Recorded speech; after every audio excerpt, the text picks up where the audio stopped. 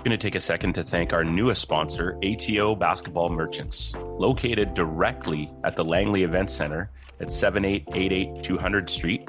In building number 120, our boy Jeff Winslade has a wide variety of the latest gear. Jerseys, sweatpants, socks, hats, fitted, doesn't matter. A huge shoe rack, anything you need if you're a hooper and a hoop head. Please stop by the store, show some support, and get yourself some fly gear.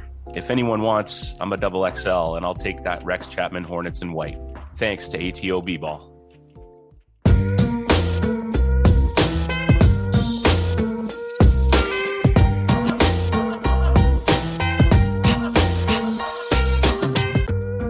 Ladies and gentlemen, welcome back to A Hoops Journey. We are going down a rich basketball family and a gentleman who has had much success as a coach in our province of British Columbia and in our country. We're talking numerous provincial teams, high school championships, 5 CIS titles, a current NCAA coach. Believe it or not, 2 seasons of undefeated basketball, 35 and 38-0, which is absolutely mind-blowing. We have none other than Mr. Bruce Langford with us today. How are you, sir? I'm good. Thanks for having me, and looking forward to the chat. Yeah, as well. I think it's, we're doing the best we can to cover as many sort of different people involved in the game. And you're someone who's obviously in our province a well-known name. And how are things for you right now? We're just sort of starting summertime, and you're probably picking and choosing and recruiting, but also trying to balance some of that downtime that you do have. And how's life for you and your family these days? My wife would say there is no downtime in a coach's life. Yeah. As you just got back from a recruiting trip, right? Yeah. I did just get back from Montreal on the weekend before. I was in Edmonton, and it's actually been quite a busy month because obviously I've been in San Francisco quite a bit with the Warriors stuff too. And so it's been a hectic time, but yeah, you're right. We're putting some names together for recruiting and trying to do some final pieces on a few people. And how was that time? I mean, how many pinch me moments have you had in the last month with the Warriors stuff? I mean, it's pretty darn cool. And I'm sure for you, just some amazing times and memories for you that you've created for yourself. Well, it has been, it's nice to see my daughter's success and the fact that she's achieved, her goals. One of her goals was to work with great athletes, and I'm not so sure she could be working with too many greater athletes than she's working with. And so that's a nice piece to see. And certainly we had a preseason there where we got to go to some games.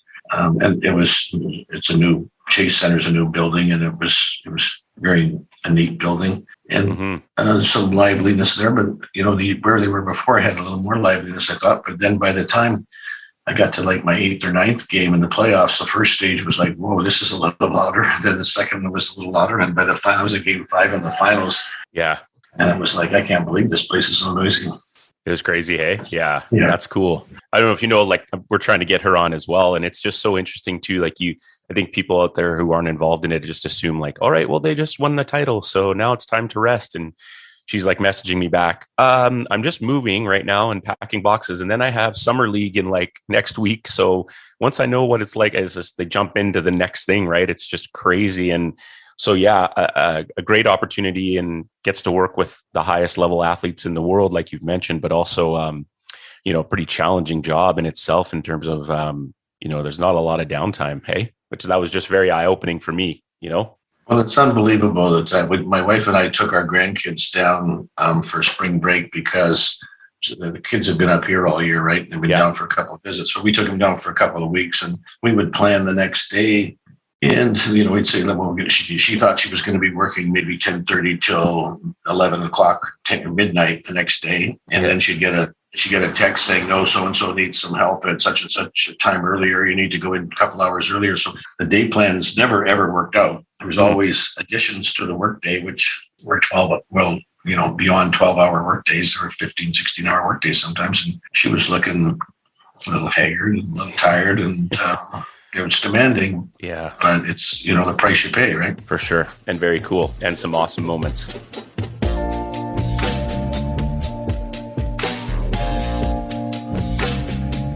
Well, let's get into it with you and shift it to actually who our guest is. Forget about that other Langford, We've had a couple of your former players on this show, and your name's been brought up. And I'm, from a coaching perspective, intrigued to know more about your journey personally. Let's just talk about you growing up as a little guy, and was sports a big part of your life? And what was it like growing up in your family and your neighborhoods?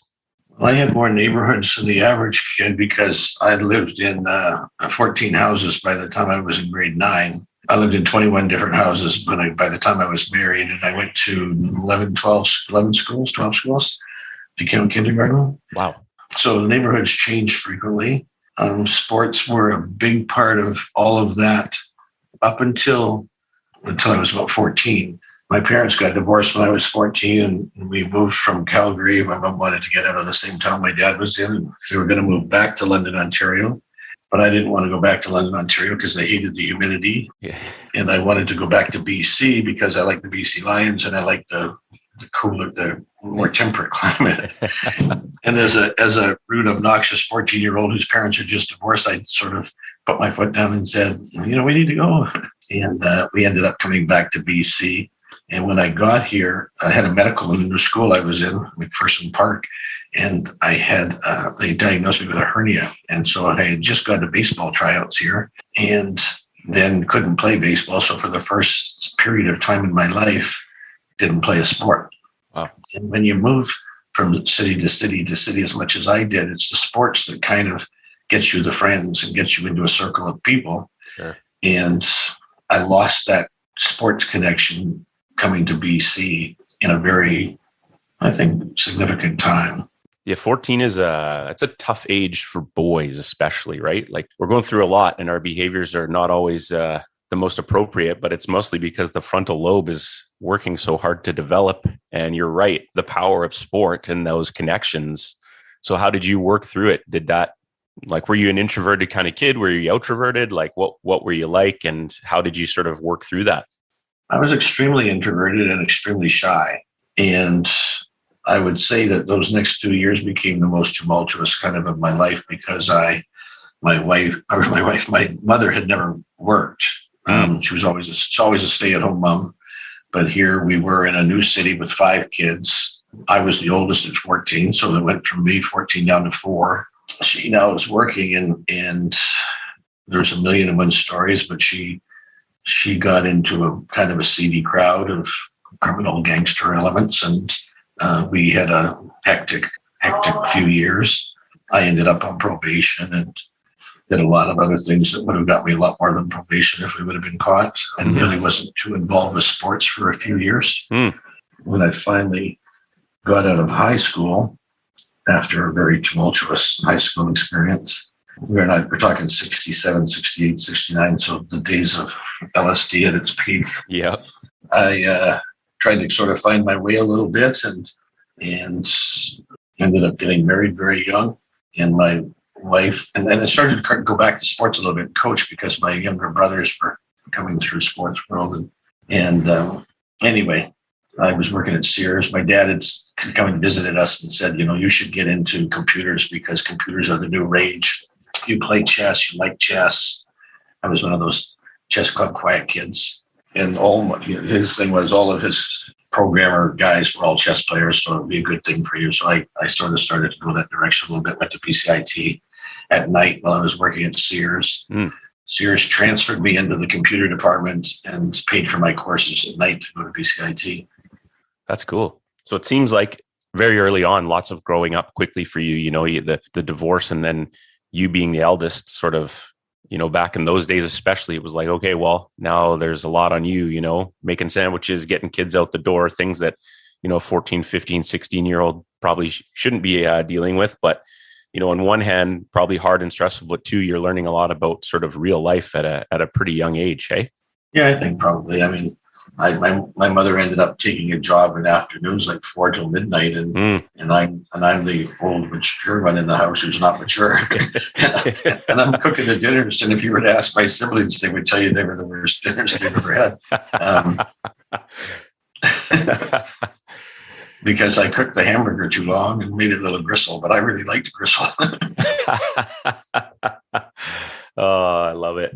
And so did you stick at CIS for a long time? And what did that like computer thing do for you? And when did you really start to, I mean, you touched on it early, sort of coaching your brothers and siblings at a younger age and getting that feel of coaching, but how did things progress for you from that part of your life?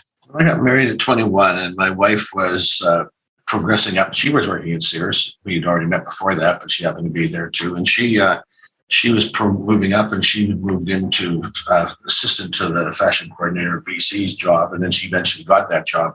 But meanwhile, I was taking these courses at BCIT, and I really liked the programming courses, but you all had to take accounting courses to go with them, because most programming then was business programming for spreadsheets and payroll and inventory and all that kind of stuff. Mm-hmm.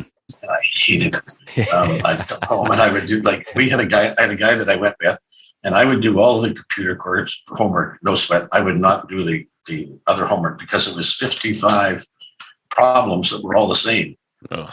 Right? They were all math related spreadsheet problems, and I just would do 55 of them. And I would come in, and anyway, my wife said, "Look, why don't you quit? Why don't you go to university? Why don't you teach? You love history. You do a lot of history reading. You like sports. You could coach." And I said, "I can't do it because we're married and I'm supposed to be a provider of my household." Right. And she said, "Don't be ridiculous. I've got a good job. You can go back to school." And so I told CIS, and they said, "Well, we'll give you the Saturday computer job looking after the TRW machine, which did all the credit checks in the stores and doing all the payroll at night, because we've never had a Saturday guy who could do payroll." So that became my university job, and I went back and I did a history degree and became a social studies teacher and coached in schools. And so that kind of started the real progression towards coaching. You didn't want to get into math, teaching math, hey? No, but I actually did teach some math along the way. Oh boy. Yeah. We should find those kids. It wasn't that I was terrible at it. It was just that I found it mundane and boring to do the same problem over and over. For sure. Yeah. Where did you get your first job? I did my student teaching in Langley, and I got a job at HD Stafford, which was a junior high school then, became a high school later, and is now back to a junior high, I believe. Yeah. And the principal wanted to hire me, so he created a job for me, and I worked there for a year. But I subbed in the year and a half in the district while he was trying to get me hired. Mm-hmm. And then a job fell through for the next year at the last minute. The first day of school kind of fell through. I ended up going to Vancouver Island North and taught in a little town called Holberg. Wow. And then I went from Holberg to Mission Junior, and I was in Mission for 19 years. Yeah. Oh, wow. What was it like at that small community? Was it a pretty interesting time, I guess? Yeah. Extremely interesting experience. As a military base, the school was on. And so there were only 42 high school kids in grade 8, 9, and 10. And there were, I think, 22 of them were in grade 8. And the rest were split between 9 and 10. Anyway, about 10 of the kids were from Winter Harbor, which is a little fishing village, and a forest or logging camp on the far west coast tip of Vancouver. Some of the kids were from Holberg, and more than half of the kids were military base kids. So the military base kids were really worldly. They'd all been stationed in Germany or somewhere, different places in the world, and they all had kind of a world perspective. The logging kids had no motivation to do anything because all they cared was their 16th birthday was coming up, and they needed to be good buddies with the guy who was hiring at the logging camp, because they were going to make more money than you could shake a stick at. And the fishing kids from Winter Harbor were kind of unique in between of maybe bookworm parents' kids, outdoorsy kids. So there was three different clientele for sure. And definitely the challenge of education, right, is how do I get across to and connect with all these three different types of students, right? And get them to buy into what I'm trying to teach them, right? That's the challenge in itself. Well, it was easy in the sense that there was small classes, right? I taught them all English and I taught them all socials, and I was kind of like the folk hero in a way for many of them, because I was into some music and and I would go down to Vancouver and buy the latest records and bring them up. And I was living in a teacherage trailer on the military base, but away from the base, kind of in the forest by myself, so I could play my music into the forest. And I would take orders from kids of what they would want that I might get. And so it was good. It was pretty good. That's awesome. I think it's cool too, to just hear like, really it comes down to teaching and coaching. And I'm sure you've experienced this many times, kind of just like, you can tell a kid to run the baseline here or set that screen. But if there's not a kind of a connection there, right? If there's no sort of outside of that surface level of, all right, here's the history lesson for today. You got to know a little bit about these kids. Like little Johnny likes Led Zeppelin or whatever. Then little Johnny is like, well, I'll connect a little bit more to you, Mr. Langford. I'll listen to what you say, right? As opposed to, sort of standing at the front of the classroom and saying, this is my class, my rules, So you're already making those sort of same connections we try to make as coaches. When did you have the first opportunity as a teacher coach? Did you get to do anything at that school, or was it not till you came back to Mission that you really kind of dove into the coaching life? Yeah, I was just saying that I did coach in my practicum in Langley before I left. And then I also coached the year I was subbing for a year and a half, I told you.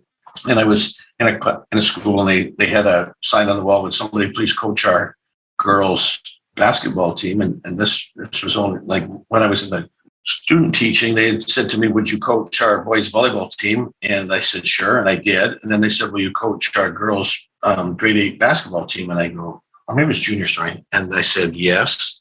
And I did it with our perfect, badly. And then when I was subbing, Fort Langley was looking for a girls basketball coach. And I said, yeah, we coach that. That's what I did. So then I did not coach in Holberg because there were only 42 kids.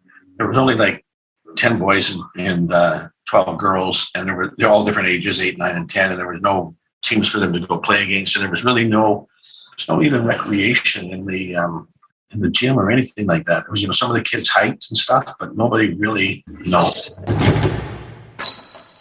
What was it that you were drawn to? Was it because you were like, well, this is just a good opportunity for me to keep my job and build my resume, or because you wanted the kids to have that opportunity? Was a combination of it all? And I think you're touching on some good things. I think, being an educator now, sometimes it's hard to see some, and not everybody has to do what we do and coach and do it, but just that ability to sort of create school culture and give back a little bit, right, to something, whether it's being the teacher advisor at the chess club or just something that allows kids to have opportunities outside of just the day-to-day, butt in the seat classroom setting. What was it about all that you're drawn to? Well, I had been a kid who'd moved from a million schools to a million schools, and I certainly seen many different cultures of school, and I certainly knew the kid experience of being new to school. I'd like sports. I connected with sports, even though I had been away from them for a few years, but I was still been coaching community stuff, community football and community softball. And when I got the job in Mission, the very first day, the athletic director got up and said, we are short coaches this year. We need coaches. And I thought, well, of course I'm going to coach. And I put up my hand. They asked for somebody who would help coach. And I said, I'd help coach. And they said, what? And I said, well, volleyball. And I had offered to do the grade 8 or the junior volleyball. And they said, well, we need grade 8. I said, well, I'll do grade 8 boys. And they said, no, there's a parent of a kid that's a teacher here that wants to do the boys. Will you do the girls? And I said, okay, well, I'll do the girls, whatever team you want. And so they gave me the junior team. And I went to the practice, and I didn't know a single kid. Like, there wasn't a single kid that I was teaching. And so I didn't recognize any of the kids. And I said to her, what's with that? And she said, oh, well, none of the kids go to our school. What? And I said, pardon me? And she said, no, well, we got grade 8s and 9s and some grade 10s. And most of the grade 10s go to the senior high, and they have 10s, 11s, and 12s. And I said, well, then why would we? So those kids, we're going to coach those kids? And she said, yeah. And I said, well, I don't coach kids in school. I just coach them to have a relationship with them. They're in my class. They become part of the culture, and it's to get to know them better. It's to see another side of them. And I don't want to coach kids out in the community. I'd go to my own community and do that. And she said, oh, well, do you want to coach the grade 9 team? And I said, well, I don't want to coach those other kids that I've never seen before. So yes, I'll coach this B team. And so I did. And the new principal we had at that school, she was brand new that year. And she said, this is the craziest system I've ever heard. And she stopped that system of coaching the high school kids, which is a long political story that I don't need to go into, but she changed it after a year. That's interesting. And how were you? Were you pretty raw, or did you feel like, what were you doing to develop your coaching skills at this age? Were you flying by the seat of your pants and figuring it out, or?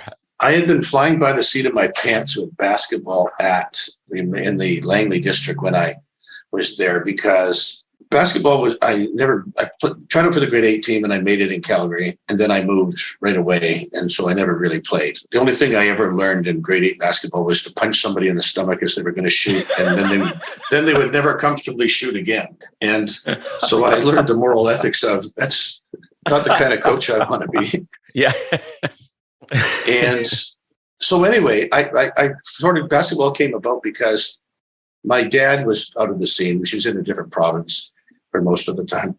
I went and watched my youngest brother play, Peter, who was coming through the school system as I was now a married young person. Well, I got married at 21. He was 11, and then he started to come. He went to Gladstone and he played, and I tried to go to as many games as I could just to support. And so I kind of thought I knew the UCLA high post offense because I'd seen it for 3 years of inside out, backwards, and forwards, but I didn't think I could really teach it. So when I got my first basketball team, I went to, there used to be a lot of basketball magazines in those days, coaching magazines, and I got one that said the perfect 3-play offense. And I read it. It was like four pages of thing. And I read it. It was play 1 was come down, and it was basically an off screen and a thing. And then play 2 and play 3. And the point guard would just have to come down and call out 1, 2, or 3. And they'd be able to, you could run whichever one you wanted. And I thought that was really cute. So I taught that.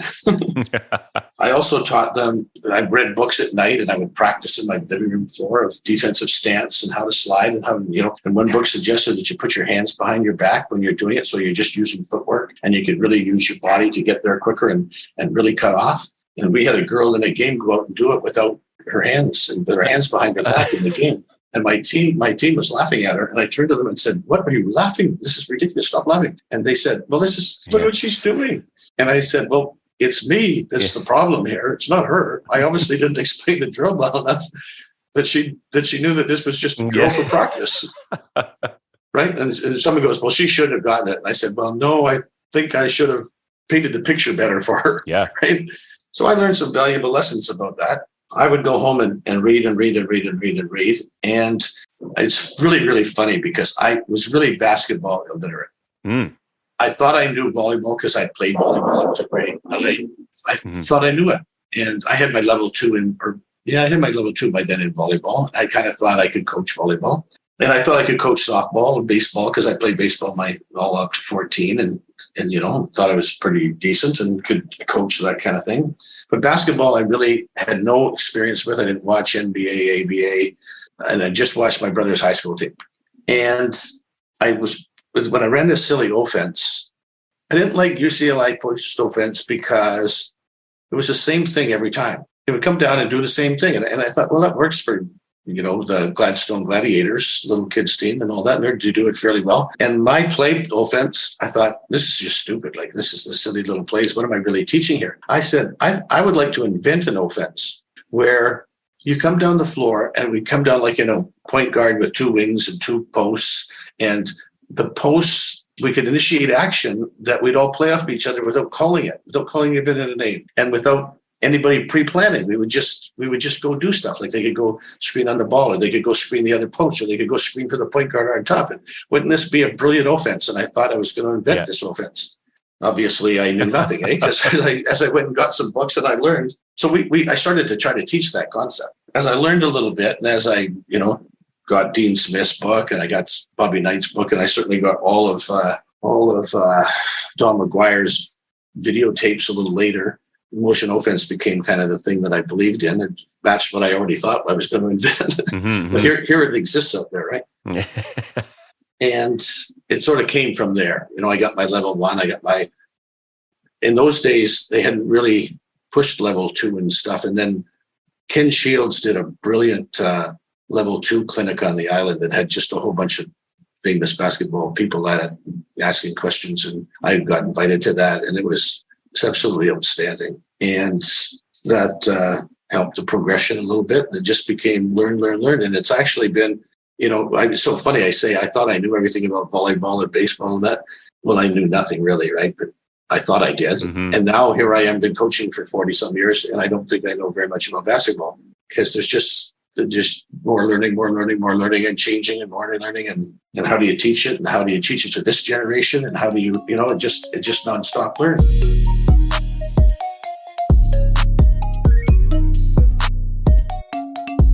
Yeah, it's so true. And the days of just throwing X's and O's, right? Like there's so many more of the things we're dealing with connecting to the kids and young people. I love to hear the throwback stories though about like just reading in clinics, right? And love to see more of that, sort of just getting really good clinics going again in our province and people just doing more sharing, and I think sometimes, I don't know what you were like as a young coach, I felt like I had to hoard everything because I was like, no one needs to know what we're going to do. And then I realized, oh, wait, the more that I share, I'm actually becoming a better coach while I do this, right? And so very interesting kind of perspective and learning, because I think someone who sees, and searches you and sees what you've accomplished as a coach to talk about still to this day. I mean, you've almost been coaching as long as I've been alive. Still, hope that doesn't make you feel too bad. But thanks. Still talking about growth mindset, right? Still talking about how do I get better at this? There's so many things changing. And I think a lot of people just stop and go, well, I've got it sort of maybe not totally figured out, but mostly figured out, right? And someone with your success could easily fall back on that. But I think it says a lot about why you've been as successful as you are. Yeah, maybe I agree wholeheartedly. I certainly think the growth mindset's essential to being a good coach. Mm-hmm. I never was one who hoarded. I really appreciated the fact when people invited me to their practices. I'd go to everybody's practices and watch. And I certainly let anybody come to our practice that wants to come. And I actually think that, especially that first little bit of when we start up in the beginning of the year, and we're actually really teaching heavily before we start to get into the drilling and competing pieces where we're not teaching as much. We're reminding of some pieces, but those beginning pieces, or even our summer camps, right? Like our August summer camp, somebody come to watch that, I think can gain a lot in a bunch of ways. I mean, coaching just it's not X and O's. It's how you conduct the environment and how you talk and the speed with which you talk and the motivational ways and cues that you use to try to help each and every kid in that gym get better and be cared about. And, I think you can see how some people do that differently. And for me, there's some coaches that they're just not me, right? I'm not a go around and pat everybody and high five everybody in the whole room kind of guy, but I am try to make contact with everybody in a meaningful way that suits my personality. Boom. Church on a Wednesday, people. I love it. You are sitting in on a sermon. That was well said. Whew, I love it. Let's talk about, the program that you ran for so long and the success that you had and some of those amazing athletes that came out of your program to even further success and those years, right? The championship titles and kind of just putting a school like way out in Mission, right? On the map, right? I mean, sometimes we get a little bit sort of, and I know it bothers people on the island and, maybe not getting enough love. We focus mostly on Lower Mainland and high school sports here. And you are technically, but, just a new school and sort of really the things you all were able to accomplish is absolutely phenomenal. As I said, I tried to learn and I started from scratch. So when I started at Mission Junior, it was a very good volleyball school, and we were not a very good basketball school. And I was coached the same kids in volleyball and in basketball, and had a group from grade 8 up through grade 10. And Barry Stewart was a very valuable mentor to me. He love that man. He invited me to start a camp with him called Run and Gun Camp that we did out of the Valley. Nice. And Hires sponsored it, so it was Hires Run and Gun Camp. We got heck for giving pop to kids. But Matt Lachasser's dad, and all the Lachassers, the dad ran Hires for the Valley, and he was just an outstanding sponsor of our program and stuff. And so Barry, I learned a lot because I didn't want to talk, and Barry didn't really not want to talk. So we were probably a good.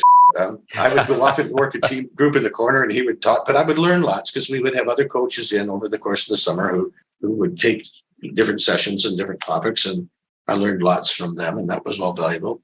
And then those kids went to senior high, and my brother Paul took them over at senior high, and then I started with a new group. And I went through with a new group from grade 8, 9, 10, 11, 12. And actually with a couple of them, I went to Fraser Valley College with and coached at Fraser Valley College while I was transferring to Hatzick and coaching a grade 8 team that I started with at Hatzick. My wife was saying, you think this is enough basketball, or do you think you could? So anyway, I thought I learned a lot from Mission to Hatzick about how to change some ideas and some pieces. And it had, I thought we needed a stronger theme, and that's where I introduced Shibumi into our team at Hatzick. And I went through with a group at Hatzick, and we were very fortunate. We had a nice group of kids, wonderful group of kids. And Joby McKenzie joined us for grade 12, and we won a provincial championship with her that was well deserved for those hardworking kids that had been there all those years. And then I transferred. Then Heritage opened, and I transferred to Heritage. So when I went to Heritage, I really thought I had kind of the formula for how to do this right and how to get rid of some of the pieces that had maybe gotten in the way a little bit in the other places. So really what it was how do I merge competitive, keen kids that want to be the best they can be with kids that just want to be there. Yeah. And just want to play school recreational sport. And they don't want somebody pushing them, and they want equal playing time, and they just want to have fun. And there's nothing the matter with that. But so I found a way to be able to do both in a school and provided that. And that allowed us to really excel, I think, at the competitive side edge. And as you said, we had some very fine players out of that. And we had two kids on the national team, one while they were in grade 11 and one of them just after she finished grade 12. And we had several other kids play for Canada on junior national teams at the time, which weren't as common as they are today.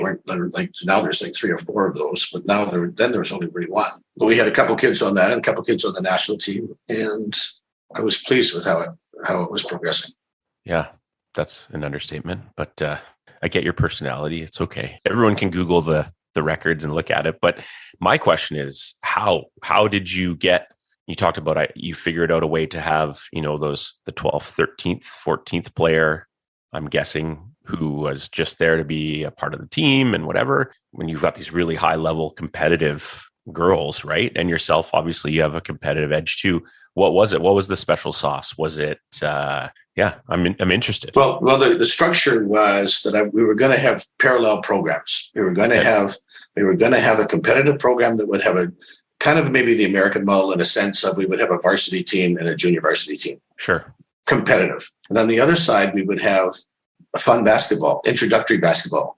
So the introductory basketball was anybody in the high elementary grades, because we ran camps on the weekends and Fridays and stuff. So anybody who had shown themselves and was looking good could join that fun team.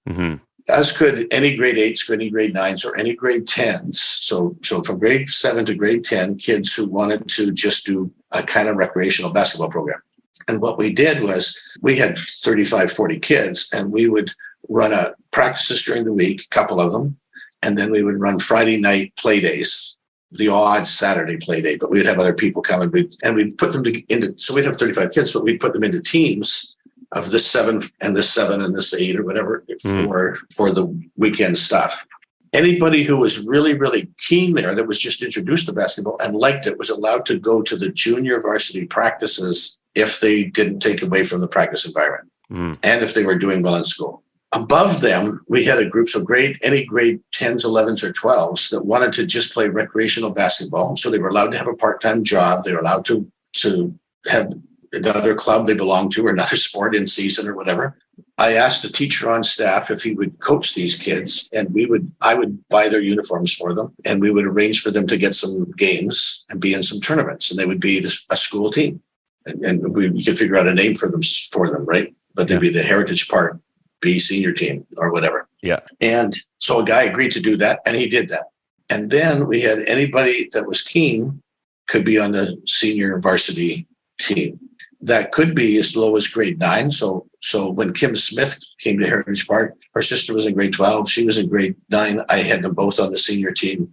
Kim was like hardest working, committed kind of kid in the world. She was not the star that everybody thinks of Kim Smith now, but she was a focused, hard worker. And you could see she was going to become pretty good. Because one of the things about basketball that I like, as opposed to some sports, is basketball just isn't about being 6'5", or it's not just about being really athletic. It's about an awful lot of skills you have to master in a group setting with other people to be able to have success. Mm-hmm. That's not true in other sports. And that's not to take away from the other sports. It's a different kind of environment, right? It's kind of like Michael Jordan couldn't go to pro baseball and be a hitter. That's a skill that's just not that easily acquired. Mm-hmm. But Michael Jordan could have gone to another sport and say learned to spike a volleyball. Right. He's not going to Major League Baseball and learning how to hit. Yeah. At 30 years old. Mm-hmm. And basketball, a lot of guys in the olden days, I always used to be marveled at the number of athletes that would leave the Olympics and go play football. Well, football's an easily mastered sport of mastering a skill that's masterable at an older age. Sure. Yeah. No one's going to basketball from the Olympics who's never played basketball. So I like that aspect a lot. And anyway, back to the point here, heritage. We produced some pretty good players who were really committed, and we gave them an opportunity to be committed because we opened the gym for them all day, every day. Yeah, and both Kim and Teresa mentioned that in their episodes about the gym just being open, and that's cool. And then with that success, when did you start to think like maybe there's more to it? You jump into the provincial teams a little bit. You had some success with some U19 women's teams. Was that kind of the next challenge for you, or were you still just kind of enjoying teaching, coaching, and 45 teams and never being home, but out in Mission at least? Yeah, I didn't live near Mission at the time. I lived in Burnaby when I started. Oh my God! And I lived in Cloverdale for most of the time, and then I moved to Abbotsford later. And I never ever lived in Mission, but I did move things. So backing up, I never really had confidence as a coach. And Mike Miller was my assistant coach. Mike Miller had played for Paul at Gladstone, and then became a teacher, and I got him a job or helped him get a job because you can't get people jobs. Right. But I knew if we could get him a job at Mission Junior, he would be a good helper, good coach. He involved the system, and he helped me coach. But I probably have to credit Mike more than anybody in the world for me being where I am today, because I didn't think I was good enough to coach the under 14 Fraser Valley Regional Girls team. But Mike said, "Why aren't you applying for the Basketball BC under 14 regional team?" And I said, "Mike, I'm not ready for that." He goes, "Don't be ridiculous. Go, you apply. And he taught me to apply. Yeah. Then he talked me into the 15 team. And then he talked me into provincial 16 team. And he talked me into the 19 team. He talked me into a university team. He talked me into, he taught me everything. He talked me into everything along the way. And sometimes he would get other people to help him. This guy have dirt on you or something? Or No, he just... Obviously, you trusted him, and you had a good relationship, and he made me feel like I could do it, and that's it. Well, I didn't. I had a weird sense of confidence about certain things and not about certain things, and I don't know. And he was certainly the person that gave me the sense of, yes, you're ready to try this. We want to take a moment and thank our sponsor, Parkside Brewery, located in the heart of Port Moody on Brewers Row. Parkside offers an amazing atmosphere with one of the best summer patios around. If you can't make it to the brewery located at 2731 Murray Street, then hit any government retail store and try the Dawn Pilsner, the Dusk Pale Ale, or my favorite, the Dreamboat Hazy IPA. A Hoops Journey promises that the beer at Parkside is much, much, much better than the owner, Sam Payne's streaky jump shot. We hope to see you Parkside. After a brief hiatus, Good Lad Clothing has returned, but under a new location. 3283 Main Street is where they can be found. Name drop a Hoops Journey to get 10% off any clothing items in store. The store no longer offers barber, but you can find the best retail around. Thanks to our sponsor, Good Lad Clothing, and we hope to see you there. Yeah. Something to be said for, and you working with young people and, well, young women and young adult women as well, but just sort of like that idea of it's okay to be vulnerable and go for it, right? And I think sometimes even as adults, it's hard to step out of that comfort zone and try something. And maybe, Mike pushes you to do it and it doesn't go the way you expect. You still at least went for it and you're going to learn and grow a lot from it, right? So I think those mentors are important to have and end up, being kind of leading to lots of success and different things. Why and when the post-secondary, other than Mike, just like when did you actually start to feel like, all right, this is something I can do, and I have the resume for it, and I'm good to go. I mean, it's nice to have people in your corner, but there's something that you have to take that you've got to get the email or the fax over the references and application, right? And so talk about that process. When I was at Hatzick, some of my kids had gone to Fraser Valley College, and Mike Hine was there and just starting. And I don't know how it happened, but he asked me if I would co-coach with him. And some of my kids were bugging me about doing it. And I thought, sure, I'm coaching the grade 8s at Hatzick because I'd moved into this new school. So I could do grade 8s and help at Fraser Valley College. And so I did. And I did 2 years there. And then Mike left, and they asked me to take over the team. And I said, I promised these kids that I had for grade 8, grade 9, and now we're going into senior high to coach them, and I can't leave them. So I always kind of thought I would maybe go to Fraser Valley someday and be a coach there. They said, if you don't take this job, we can't hold it for you. We'll hire somebody else. And I said, yeah, I get that. I promised these kids, so I'm staying there. And then when Heritage opened, they came and asked me if I'd be interested in transferring to Heritage. And I got involved in the building process of the school and the committees and all that kind of stuff and did that. So that ended up going to Heritage, and that happened. Then at Heritage, Teresa obviously went to SFU. And then my daughter I've been coaching my daughter at this time too at some of them. I'd stayed away from her on provincial stuff until 19 because I wanted her to make her way on her own and not anyone say that she did anything because her dad was involved. So, and then even at school, she didn't come to our school until grade 9. And that happened because of French immersion at Mowat, where she was not doing what we thought French immersion should be doing for her. So why do we have her in French immersion anymore? And Mike McNeil actually was bugging me that I should bring Danny to Heritage. So anyway, when Danny went through, we have Danny and we have a great group of kids, Lisa Sigurdsson and Julia Wilson and Katja Fuse and Kendra McClellan, Sarah Stroh, Danny, Jessica Notsky, Natalie, just a whole slew of them, Katie Forrest. So when Danny was debating where to go to university, let's back up. I was going to take a team to Australia, and the secretary came to me and said, this 16 inches of envelopes I get every day, you've done $180,000 through the school bank account. You could just ask these people to send you the postage of these girls they're recruiting, and you wouldn't have to fundraise anymore. And I said, yeah, that's a good point. So why don't you point that out to them, okay? And then we'll just tell them where the girls are going to go. Anyway, when Danny was being recruited, it was, what do you want to do? And she said, I want to go to SFU. And I said, are you 100% certain about that? And she said, yes, right? Alison Neal's a great coach. Alison's, I love her to death. I want to go to SFU. And I said, okay, so then let's stop getting these letters from other people and let's stop saying you're interested at all. Let's just say no to anybody who sends. So anyway, when SFU left NAI, went to CIS, and then Alison left the team, Teresa and Danny told me I should apply for the job. And again, I was reluctant. There's no point in applying. And they kind of twisted my arm a little bit. And then Danny, the last day of school at university, I went to pick up Danny. And the applications for the deadline for applying for SFU was that day. And she had bugged me to do my resume. And so I had done my resume, and Teresa had bugged me. And as I pick her up, she says, did you turn in your resume? And I said, no, I didn't. And she said, well, you need to turn it in. I said, well, I just don't know. They're not going to. She said, Dad, if you change your mind, if the resume is turned in, you can change your mind and not go to anything or apply anymore. But if you don't turn it in, you got no right to change your mind. You're stuck with the fact you didn't do it. I said, okay. Drove by the admissions office at Strand Hall. I dropped in the resume and we left. That's amazing. That is amazing. Yeah. So it's interesting. What a cool kid. Yeah. How life works, right?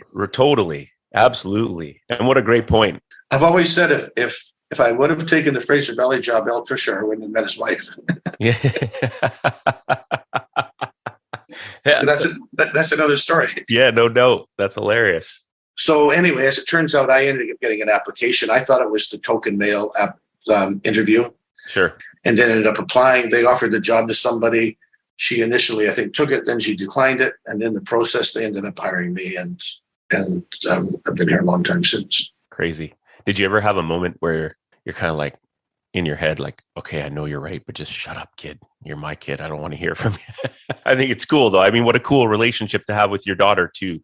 One, for her to want you to be her coach, and two, to like actually be able to have that open conversation. I think that's pretty awesome stuff, and a pretty unique relationship for a father-daughter or anyone to have with their child, you know? Yeah, maybe I've been coaching her for a while then, so it's getting used to it. Yeah. What, her bossing you around and telling you what to do? No, I would say more her support and her belief in me. The same way that Mike's belief in me was stronger than my belief in myself. Her belief was stronger. Like I drove up, I was coaching the under-19 provincial team at that time. And when I got the job, it was like, will what I'm doing at the provincial team work at the university level? What I'm doing in high school will it work at the provincial level? I can remember driving up to SFU on the first day going, oh my God, what have I done? Yeah, fair enough. I mean, it's a new job and new transition, but yeah, at the same time, there's that self-doubt. But also, I don't know, do you still carry that a little bit too? Like I find too, sometimes it sort of keeps you on edge a little bit if you're kind of questioning yourself. There's an element of that too, not necessarily like a self-doubt, but just sort of, you know, people always ask, how's your team this year? And I'm always like, I don't know. And it's like, oh, you're a sandbagger or whatever, right? Like, I don't know how you view that, but a little bit of that element as opposed to being on the other end of like overly confident, I think at times can, you know, confidence is good, but it can also be a deterrent if you're, you know, too one way on that side, if that makes sense. Yeah, it makes sense. I'm kind of in the position of, I think I still lack some confidence in some areas. I really, really don't like public speaking. I've never liked it. I've always, and it's impacted my life immensely. Mm-hmm. And I don't even like walking in front of the bleachers. Right. I like walking under the bleachers. In the old gym, in the central gym, I used to be able to walk under the bleachers to get to where I would coach. Yes. So I've always been a little bit like that. Yeah, it's interesting. Do you think that's affected people's opinion of you? Is that like, because they haven't? Yes. Mm-hmm. I think some people think that I'm arrogant. Yeah. And I think some people think that I'm standoffish and I'm snobbish maybe or whatever. But I still, like, even with my team, I really, really like my team. I really, really like them. Mm-hmm. And I've always said I will get my master's. As soon as I have a team that I don't like very much, I'll get my master's, because my wife was getting her master's 30 years ago, and my daughter ended up getting her master's, and I'm the only one in the family without a master's. But so even though I really like them, I still question and doubt whether, am I still effective? Should I retire? Should I be leaving coaching because I'm not as effective as I was before? Am I still reaching people and motivating them? And it's only because I look at the athletes and I see them getting better individually that I think, okay, well, maybe I haven't totally lost it yet, because you can't argue with the fact she's getting better. Sure. Right? Yeah. How do you get those answers other than just seeing them develop? You must get a sense or a feeling, right, as a coach. And you saying, you know, your personality necessarily isn't to just go and high five and tell everybody how amazing they're doing, but you do connect. So there is a bit of a relationship there. Have you noticed with today's athlete, those relationships they're obviously going to be different, but are they changing in a way that's making you think that more, or just you're being more sort of self-critical and overanalyzing on those things because maybe you are feeling your age a little bit? I think I'm maybe a little bit overanalyzing and self-critical. I think that all the signs are pointing to good things. So I think that I look in the mirror pretty hard, I think, at everything I do.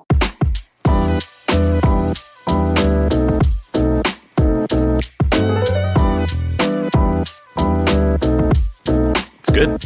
All of this is amazing. I mean, I think that's good. And it, you know, can be healthy and unhealthy, but I think giving yourself and being totally honest with yourself is good and important. But I think you're smart enough, you've been around long enough that you can sense a locker room, you can sense a feeling and a culture, and you'll know if and when that shift changes or something inside of you is telling you, you know, it's time for me to do my thing. But when you think about the SFU program and what it's been through, like you mentioned, right, leaving NAIA, going to CIS, right? 5 titles at the CIS level, and then the big thing of should we go NC2A? How has that been? And when you guys made that switch over, what was kind of the biggest transition for you? Was it how you went about your recruiting?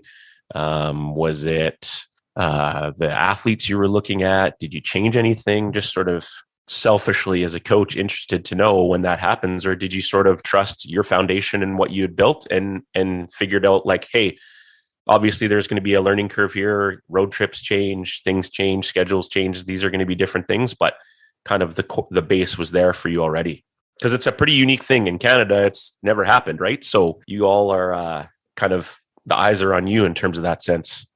I think that, first of all, I didn't have any say in where we were going or what we were doing. The only say I had is, was I going to stay a part of it or not? Sure. I think that one of the things is they stated a plan a little bit that was very vague and very unrealistic to me of what they were saying.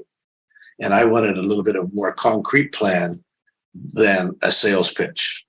And I think we were getting a sales pitch to transition. I've never been a great sales pitch kind of guy because my dad was a salesman and I knew what he could say at the dinner table about people he was dealing with in business. Yeah. And he was a very charismatic, outspoken, he was totally opposite of me.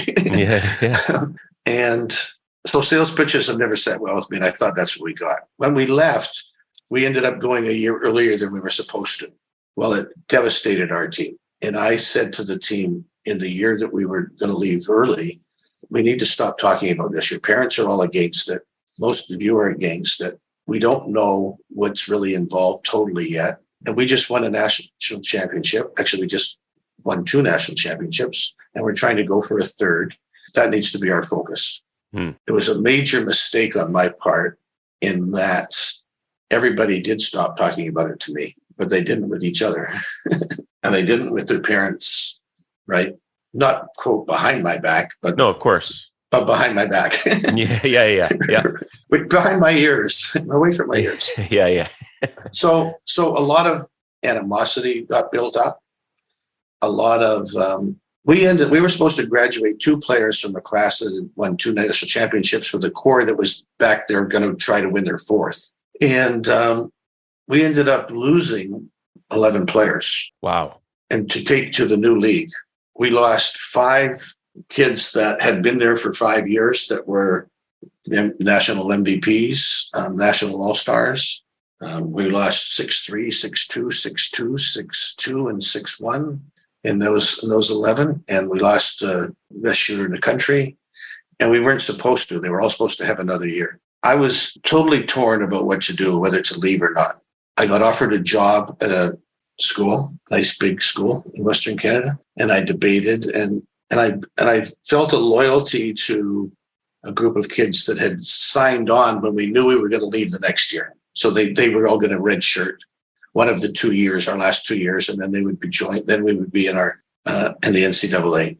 But I felt a loyalty to them and thought I shouldn't leave. And I debated and kicked, and I probably have debated that decision many times since then because what we were promised hasn't happened when we went to the NCAA. Saying that, I think the league is extremely challenging. I think it's very good challenging for our men, challenging for ourselves. It's kind of shocking. We're the only team in the GNAC, I believe, that's been made playoffs every year. And that's a fluke because the first year, how could we make playoffs? Well, they had 8 teams in the playoffs that year. It was the first year they ever tried the playoffs. And the league had always been opposed to playoffs because they said it tires you out for nationals. So don't have this tournament. It's no need. We'll just use our league rankings to move you into nationals. And then everybody else was doing it and it was getting them more games. So those more games were helping their records, right? Because instead of being 21-2, you could now be 24-2. And so the other leagues you're competing against are doing playoffs and you're not. So they started to do them in the GNAC. Yeah. First year, it was 8 teams out of 11. We made it. Unbelievably so. I introduced the song Badlands to our team as our theme song, Badlands by Springsteen. Yeah. You know, I got a hit on collision, smashed into my guts, got crossfire that I don't understand, right? All this stuff about facing life's ordeals. Yeah. And we really, really had a good theme around survival, getting better every day. The next year, it was 6 teams. They cut out 2. They said there was too many. 8 was too many, so they went to 6. We made 6th.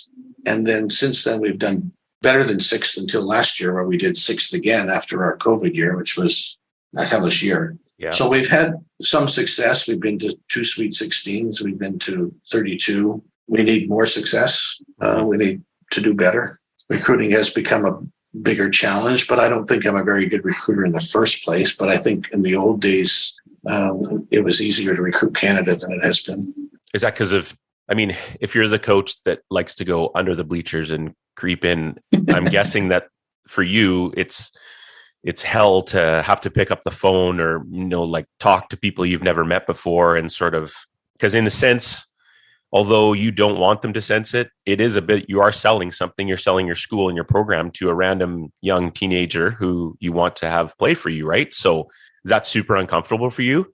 Is that why you think you're a poor recruiter, or what is it like? I tell kids at camp that you need to overcome your fears. You need to run towards your fears and you need to tackle them. And I said, for example, when I was a young boy, we had a dance in grade 1. And in grade 1, all the boys were lined up on one side and all the girls were lined up on the other side. And you had to walk across the gym and ask one of the girls to dance. Cool. And I went across and asked this cute little girl in this little fluffy little outfit to dance. And she said, no. And I walked back and I all the way back said, I will never do that again. I will never do that again. I'll never do that again. And I've never done that again.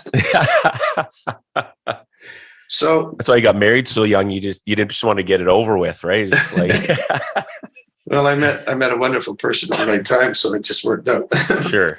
But I think there's a piece of that, but it's a small piece, because one of the things I recognized that if I was going to do this job at SFU, I needed to battle some of my weaknesses. And I've tried to battle the TV interview.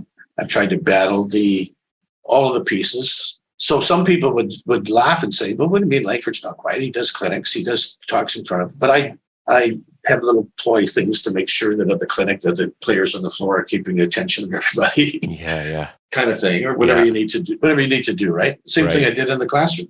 Mm-hmm.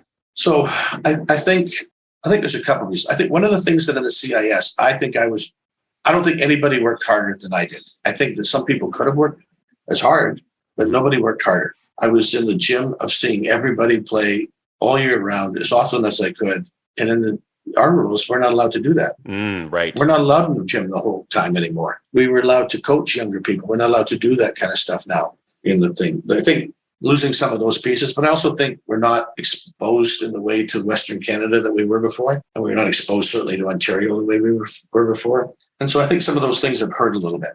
No, good stuff. And thanks for sharing that. I think it's important. I think it's, I teach a leadership class to grade 11, 12 kids. And one of the things we always talk about is like they instantly make an assumption that a leader has to be, outgoing and kind of center of attention or the popular kid or whatever. Right. And it's like, you can have elements of a leader and still be an introvert. Right. And that's totally okay. And I think someone in your role, it's good for people to hear that there are some uncomfortable things like we would just assume in coaching, like, oh yeah, of course I want to go and talk to these kids. Well, no, that's hard. And I've got to work at that. And it's continue to work at it, even at our age. Right. So that's good sharing. And I appreciate you sharing that because, I think some people would just assume that because you're a coach and that's your role, that you're this sort of, extroverted person who's willing to just small talk with every single one that comes by. And if I don't small talk, it's not intentional. I don't think I'm better than you. It's just an uncomfortable position for me.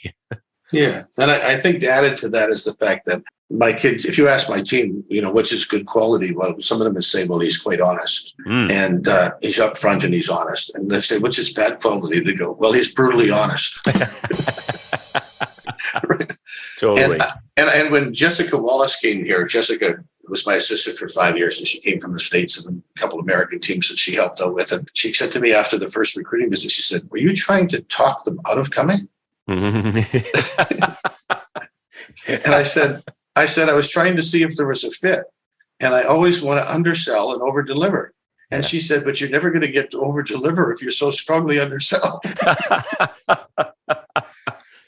I mean, and quite funny too, like when we were chatting last week to figure out our time, and I said, hey, we'd love to have you on or whatever. And your first reply was, if you feel like there's something I can offer the podcast, like you did, like it was on, you were already like beating yourself up about coming on the show, even though I was extending the invite to please come on. Like, it wasn't like I was going to say, well, actually, we don't think you have much to offer. So thanks for replying to my email. It's just interesting that was your first sort of reaction right after everything that you've been through. There's still kind of that stuff swirling around in the back of the mind, but it sounds to me, which I think is cool, is that you're aware of it and you're willing to work on it. And that's cool. And it probably is a good example for many of the young athletes that you work with. I hope so. I would say so. Ready? Let's do some fun questions and we'll get you on your way.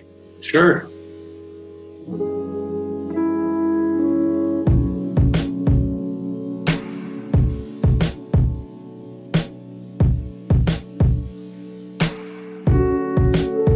What do you wish? Is there some sort of nugget of knowledge or something that you, in your head, you're thinking you wish you knew 10, 20, 30 years ago that you know now after all the life experience that you've had?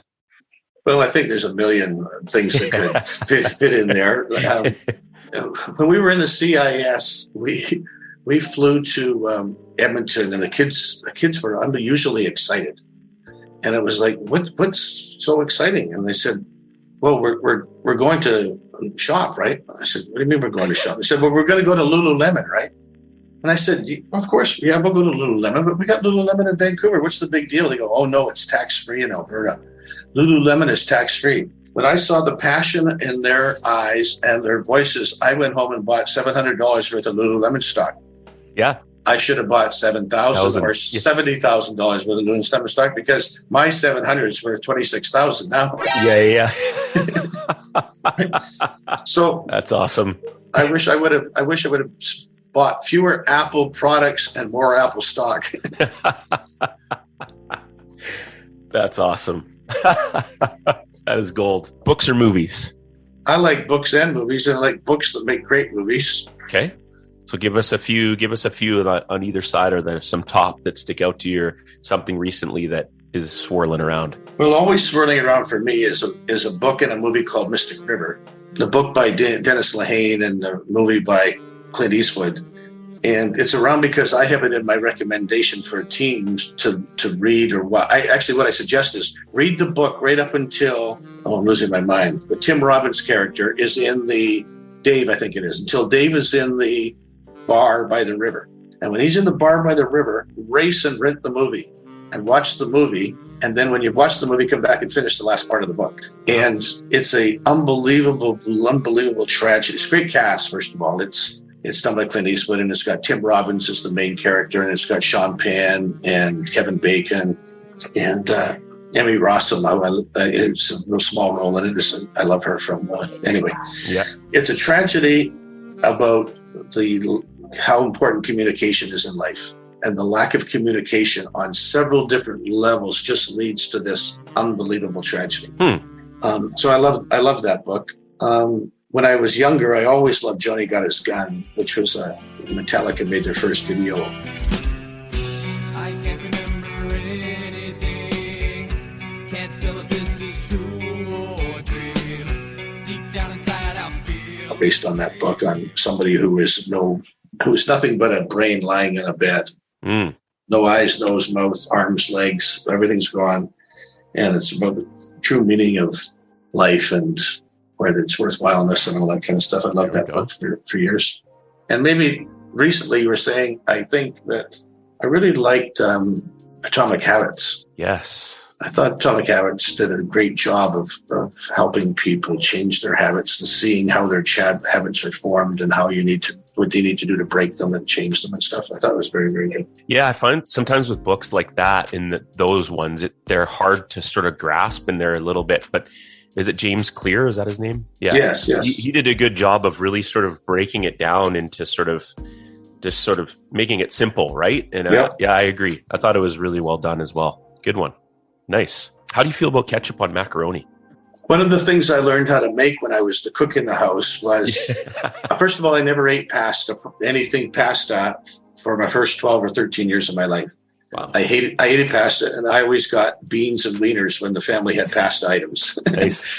But I learned to make mac and cheese. But when so I hate like a Kraft Dinnery, cheesy, milky kind of thing. I like a mac and cheese with a cheese crust on top, and not too milky or wet underneath it. Mm-hmm. And yes, of course, it has to have ketchup on it. My mother, oh my gosh, my wife thinks I'm insane, because she has to have fresh tomatoes on it. Not ketchup. But I have ketchup. Still to this day? To this day. Wow. Who would have guessed? Wow. Controversy here on A Hoops Journey. I love it. There you go. Who have been some of the most important people in your life? Well, I think after, when I was 5, the Les Mis was so big. But seriously, I think my family, my wife, we've been married 49 years. We'll be 50 in a couple months, 6 Amazing. Months. Congratulations. Thanks. And, we only had one child, so she got all the attention of us. has been very, very good. And now she has 2 kids. I remember Gene Gerwing saying to me, Gene Gerwing was a parent of one of my kids. He says, Bruce, when you have a grandkid, you're just going to be, the tingles in your spine are going to be unbelievable. And I thought, I don't really have tingles in my spine. I don't know if they're going to. And then when you have one, you go, okay, that's what he's talking about. Cool. So, cool. Maddie and Oliver are wonderful. And then my siblings have all been very good at supporting me in my career and my basketball life. And it's all been good. So I would say those are the main people. Awesome. You and your wife, 50th anniversary, best seat in the house, dead or alive. Who are we going to see? You mentioned the boss already. Who are we seeing live though? What concert are we going to? Well, she said she wanted to go on a trip next year, and then Springsteen announced he did a European tour. So I already have tickets to three concerts in Dublin. I've seen Springsteen over 50 times. So 50? 50, over 50, or I don't know how many. I can't keep track of the Vancouver ones, the other ones I got. Oh my God. But I got tickets to the 3 shows in Dublin, and I'm trying to get tickets to the Barcelona show. But I would say... Does he still always just kill it? Well, he's just so good live. Yeah, he's so good live. Like it's a strong rush live, and it gives you enough. It's great. Yeah. I don't, on record, I like Van Morrison better than I like Springsteen. Also younger than the sun. And I'd love to see Van Morrison play in a castle, but he'll probably be in a bad mood, and he'll cut it off after an hour. But my big regret in life is we went to Europe a couple of years ago, my wife and I, and we did Italy and we did Amsterdam. Anyway, I looked at concerts along the way, and one of them was Mark Knopfler was playing in Royal Albert Hall. Home now for me. The day we were flying out of London. Okay. And I debated all day, okay, how much are scalpers tickets? How much for my plane change? My plane change was a couple thousand. My tickets were thousands. Yeah. And I didn't change. We flew out that day. Yeah. And every day, not every day, but many days since, I go, Mark Knopfler in Royal Albert Hall with the sound system they have would be how good? Pretty good. Not worth not changing things for a few $1,000s, right? Like, but we get stuck in that though. And we think, well, I don't know, we got this and that. But then, you think 10 years later and you're like, how many coffees or whatever else have I bought since then? You know what I mean? Like, yeah, well, sorry to bring that up. The question was supposed to be a fun one. It's supposed to be, yeah. Awesome. Wow. The boss. That's great.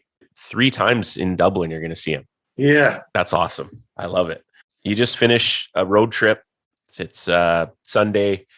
Maybe you want to watch some NFL or just put your feet up on the couch. You go to the cupboard and the bag of chips that are there for you are what? I wish I knew the name of them because I forget it. Okay. So there's a delicatessen store in Vancouver that sells a Spanish chip. Ooh. Ilda something or other. Okay. It's in a blue bag with gold printing on it. And I go buy 15 and 20 bags of them every time they have them in stock. Right now, they're out of stock until Christmas, she told me. It's a very light, thin chip. And I love chips. Yeah. And I've tried to find them on the internet. I've tried to import them myself. I've tried 1,000,001 things, but I can't find them. And I don't want anybody to know what store it is because it's hard enough to get them when they're in stock. I don't want anybody to fall in love with them. I'll stop searching. I was going to look it up. Wow. You sound protective. They're that good. Hey, they're that good. I mean, if you got to do Canadian chips or North American chips, I really like Cape Cod chips in America. And I really like any avocado oiled chips. Ooh. Are just a little bit better. I laughed when I heard like your Kim Smith interview. She goes, chips, like who wants chips? Like chips. And I'm thinking, I can't believe you haven't craved chips. Like, right? She goes, I really like oranges. Yes. Yeah. Good memory. Good memory. Yeah. Like I would never go to the corner store and be like, because I'm craving chips. Like even if I go grocery shopping, like even during the pandemic, when you were like, I need comfort food, I would never come home with chips. Wow. So what's your like go-to snack then? Yeah. Like wait. Like when you're like, want to munch on something. I want to munch on something? Yeah. Yeah, like I really like oranges. I mean, that would maybe be like I know this is going to sound really random, but it's also like it is the season for oranges, and when you can just pop like 3 in your bag, and it's like they're super sweet, you know. This is why you can still play pro basketball at 36. So you and I are not playing pro basketball at 36. Yeah, We've got McDonald's. We got McDonald's cups and sausage, no egg McMuffins sitting in front of us, and you're telling us how much you love oranges. So hey listeners, you can separate the difference and figure it out for yourselves. Oh man. Awesome. I almost fell off my chair. I was dying. Yeah. Well, that's Kim Smith. Yeah, exactly. Now we talked about offline and just sort of like doing things like this, and you never want to leave anyone out. But who, from a coaching perspective from you, were some all-time teammates that you witnessed, like that were just like, yeah, they just got it, and they don't have to be people that were, starters or whatever. But is there some all-time teammates that you were able to work with? I don't know, boy. That's the trouble with that is you're going to phone you tomorrow and say, okay, add these 12 and add these 14. And we'll get Corbin to voice it over. Coach Langford would like to also add so-and-so and so-and-so. Yeah, I get it. There's just been many, many, many. There's some that if I don't say, I feel really bad. Mm-hmm. And there's some that if I do say those ones, I'll feel really bad. Sure. I've had some very special ones. And I hope all the ones, I've never had a player that I didn't like. Right. I've had a couple of players that have not understood some things we tried to do to coach them, and they've kind of gone by the wayside a little bit. Yeah. And we certainly, some that were unbelievably special in a bunch of ways and highly successful in a bunch of ways. So, I don't know. I like it. Oh, I like it. And I think the big thing is, Coach, is that I'm just going to guess that those ones that were important to you, they already know. So you don't even need to name their names, right? And hopefully they felt that, no matter what role they were in on that. And I think it says a lot about you that you're just not able to even throw out, 4 or 5 names because you're worried about, which also says selfishly for you, how lucky have you been to work with so many great people, right? Worked with some wonderful, wonderful people. And, our alumni group at SFU mentors our athletes here, and they created the alumni group and formed it and then done it. And so we've been signed, and they've been incredible supporters of the program. Awesome. Yeah. No, that's well said. Good. This has been super fun, and I really appreciate you doing this. And someone who's self-admitted, maybe not as comfortable, but it is a little bit easier when it's just you and I, and then you probably won't, I don't even know what you think. Will you listen to this or just let it go out into the universe and leave it? No, I'll probably listen to go critique it and see where I should have changed whatever. There's the growth mindset, eh? I listen to many of your podcasts here, and there's so many guys. Like, I don't know very much about guys basketball. Sure, I've learned some stuff about guys basketball from you, and then it caused me to listen to somebody else's. But I'll probably listen and critique it and think, oh God, why didn't you say that instead of that? Or, yeah. Well, since you do know the show and you know yourself, and you know that we're keen on trying to get as many people involved in the women's game as well, who's someone that you would like to see on the show?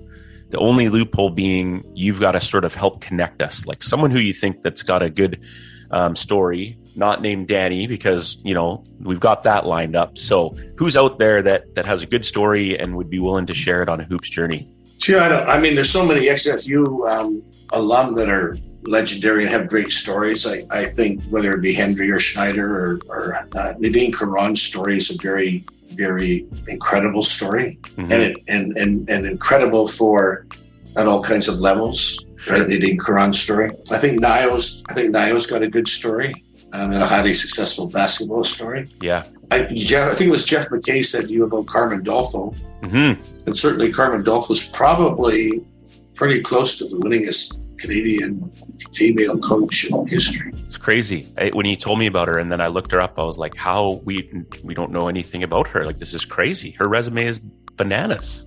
Yeah, it's unbelievable. And they were just second in the nation last year, right? Were they? In Division 2, yeah. Wow.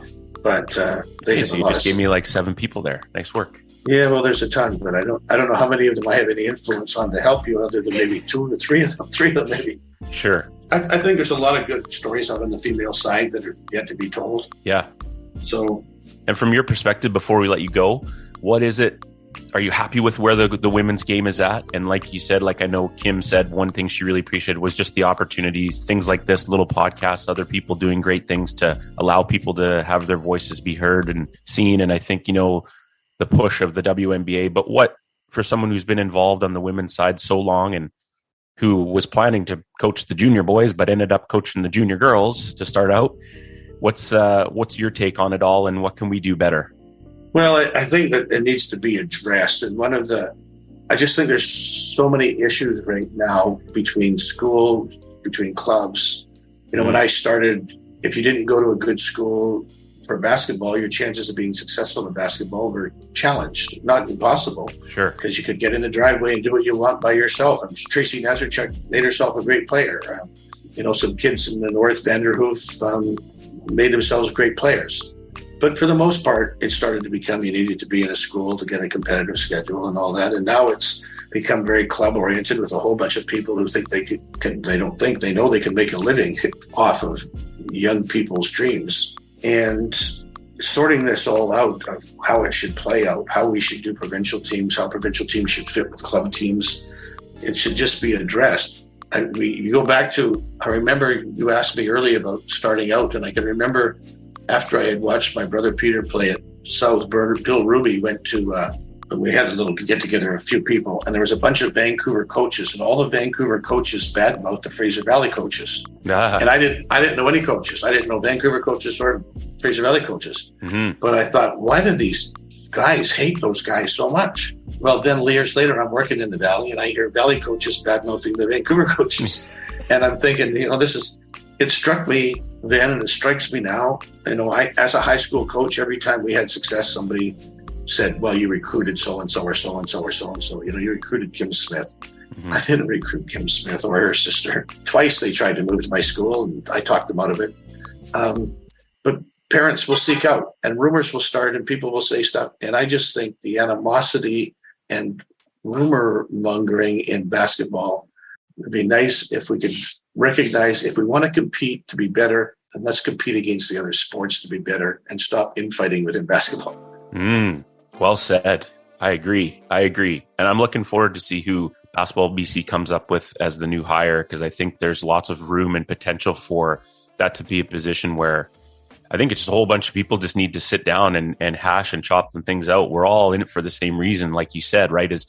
We're supposed to be trying to grow and develop the game, but why are we constantly at each other's throats? You're making a great point there, and thanks for throwing it on the table. It's important. Yeah, I think it's a challenge, and I think it's important, but we'll see what happens. Basketball BC technically should be the leader of the province in these kinds of things, but it takes a lot of takes a lot. We have a huge number of people now whose personal involvement is a livelihood involvement. So there's a lot at stake for them. Absolutely. Well done. Thanks for sharing that. Any last thoughts or comments before we get you on your way? No, thank you. I think Parkland Brewery deserves a plug, don't you? They need Parkside doesn't get enough love. Yeah. Parkside. Sorry, I don't drink beer, so but I did. I did look for it. I had to buy. Dusty said, "Go buy some beer for our company." I said, "Okay." I'm thinking, I'm not going to do a liquor store. Where's Parkside? There you go. There you go. You heard it there, Sam Payne. I love it. Thank you very much. I appreciate spending time with you, and I appreciate what you do on your podcast. I think anything we can get out there to share stories is certainly a good idea. So you've hit upon a good one. So good luck continuing. Thank you so much. And, we appreciate you being with us. See, you did have something to offer, as I knew you would. Wishing you a great sort of off season here. Couple months, enjoy that 50th anniversary. That's quite a phenomenal feat within itself, regardless of all the other things you've done on the basketball court. To me, a future Hall of Fame coach in many different ways and different areas. And we wish you, just continued success. Hope the teams compete hard and do well. Let's see you crack that Sweet 16, maybe an Elite 8, Final 4, before your heart tells you that it's time to walk away. And whenever that time is, it seems like you're a person who will know, because you are, you're an analyzer and you. So we know that you're going to continue to help grow the game. You said some great things today, some great takeaways, and we're so thankful that you were able to be with us. Thank you very much. Appreciate it. No worries. He's already given the plug to Parkside, so we don't need to anymore. We'll see you on the next episode.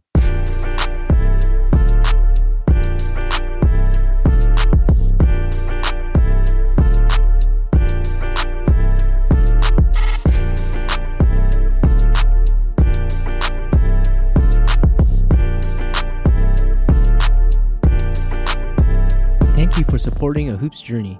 If you enjoyed this episode, leave us a review and hit that subscribe button so you don't miss an episode. You can find us on social media at A Hoops Journey and on our website, ahoopsjourney.com. Thank you to our guest, Bruce Langford. Thank you to our sponsors, ATO Basketball Merchants, Parkside Brewery, and Good Lad Clothing. And we'll see you on the next episode.